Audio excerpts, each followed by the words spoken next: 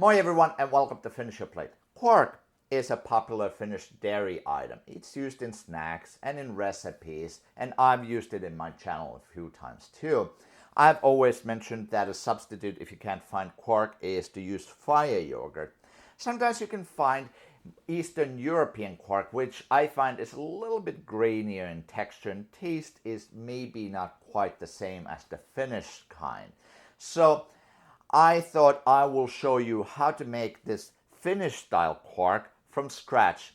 The process, it's not very difficult, it just takes a little bit of time. So join me and I'll show you how to make Finnish quark. So we're going to start by scalding our milk. I just have here just regular whole milk.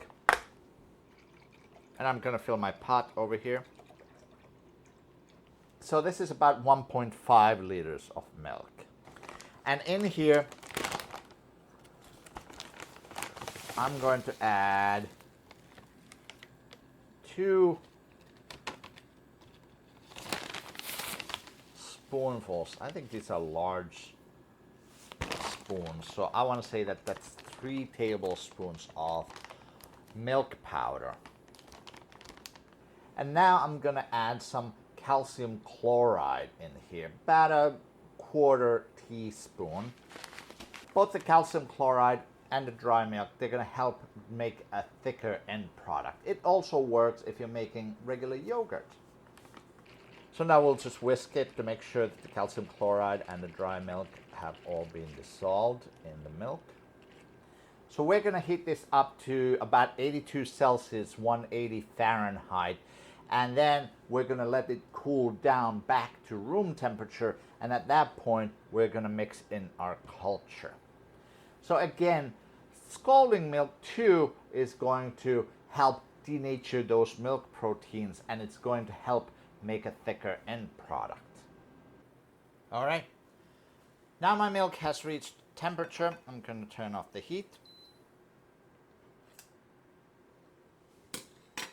And I'm going to pour it into this bowl to let it cool down until it's about body temperature before adding the culture. Now the milk has been sitting here for a while and it's cooled down quite a bit. So it's just above body temperature. So I'm going to add my buttermilk culture in here. This is just regular buttermilk cultured with live cultures. We're going to inoculate it. I'm going to pour a whole pint.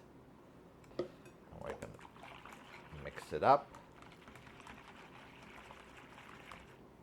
And now this is going to sit here on the counter, room temperature, for about 8 hours or overnight. So it took a little bit longer. My buttermilk has been fermenting for about 20 hours or so.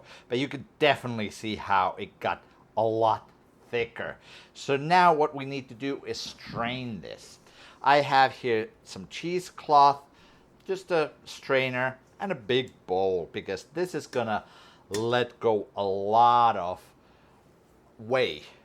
And all I'm gonna do is I'm just gonna pour my buttermilk into the cheesecloth, put a little weight on it maybe, and then let it strain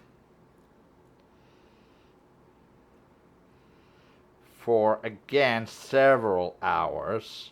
Now I'm going to close up my cheesecloth. And let's see, maybe it doesn't need any. It's already straining, so it might not need any weight on top of it at all. I'm just going to let this strain for, like I said, several hours. At least, I want to say at least 2 to 3 hours. It was getting late, so instead of letting this strain on the counter, I just popped it in the fridge and let it strain overnight. Let's take a look at how it came out. Yep, I think we definitely have a lot of whey in here. So it drained quite a bit, and that's what happens with quark. Just like with Greek yogurt, strained yogurt, you're going to lose a lot of whey. So of course, that means that from a whole gallon of milk, you're maybe going to get like 3 cups of quark. It depends, again, just a little bit how long you let it strain. Now, if I had put this on a stove and heated it up and just bring it just a little bit, not to a boil, but just to heat it up a little bit, you would have seen curdling happen. And at that point, the product would have been grainy in texture. It would have been like the more Eastern European tworog that I've shown you sometimes, kind of like ricotta looking cheese product. But I didn't want that because the Finnish quark is not at all grainy like that. So therefore I strained it without cooking it at this point.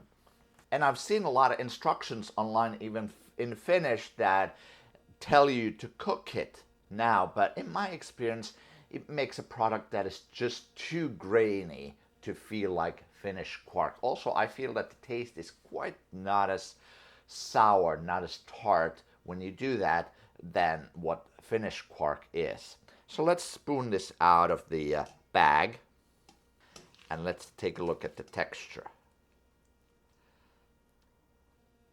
So the texture is very much thicker than Greek yogurt. I probably could have strained this maybe just a little bit longer.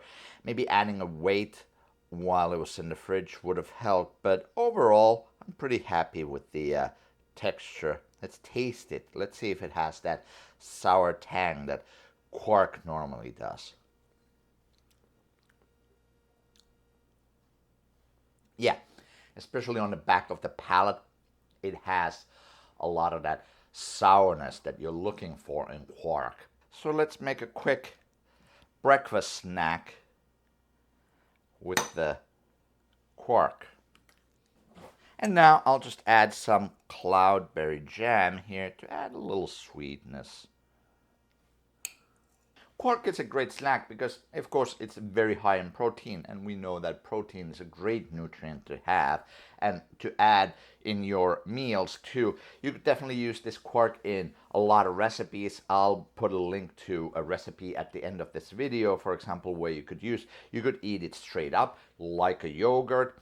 Let's go ahead and taste our snack, the cloudberry quark that I made. Let's mix this cloudberry jam in the quark.